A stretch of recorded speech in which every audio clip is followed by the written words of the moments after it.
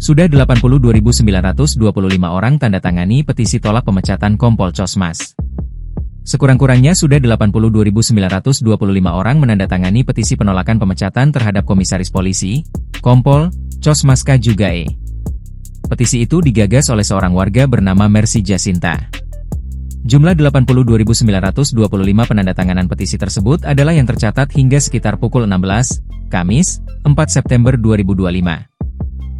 Petisi yang diunggah di laman cange.org itu selanjutnya ditujukan kepada Kapolri, Komisi Kode Etik dan Profesi, KEP, Polri, pimpinan DPR RI, serta masyarakat luas yang peduli pada keadilan. Kami yang bertanda tangan di bawah ini adalah keluarga besar, masyarakat Ngada, Flores, Nusa Tenggara Timur, serta sahabat dan rakyat kecil yang mencintai keadilan. Kami menyatakan sikap menolak keputusan pemecatan tidak dengan hormat, PTDH, terhadap Kompol Cosmas K. Jugae, tulis Mercy. Berdasarkan pantauan pukul 16 WIB Kamis 4 September 2025, tercatat sudah ada 82.925 orang telah menandatangi petisi itu.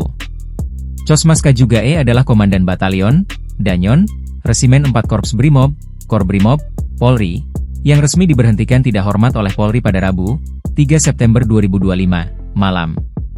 Dalam sidang, Cosmas sempat mengaku tidak memiliki niat untuk melindas Afan Kurniawan pada Kamis, 28 Agustus 2025, malam.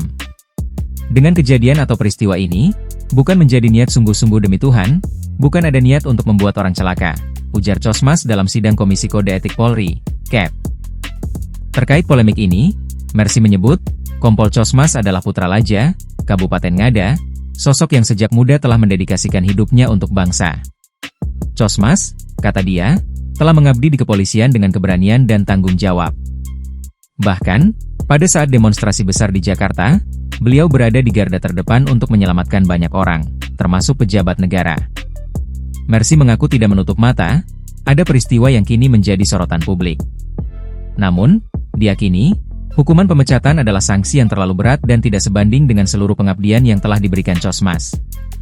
Menurut dia, masih ada bentuk sanksi lain yang lebih manusiawi, lebih proporsional, tanpa harus meruntuhkan karir dan nama baik seorang putra daerah yang sudah puluhan tahun mengabdi. Dengan petisi ini, Kapolri diharapkan mau mendengar suara hati masyarakat kecil dari Laja, Ngada, Flores, yang merasa sangat kehilangan. Kami percaya Tuhan Maha Adil dan suara rakyat pun patut didengar.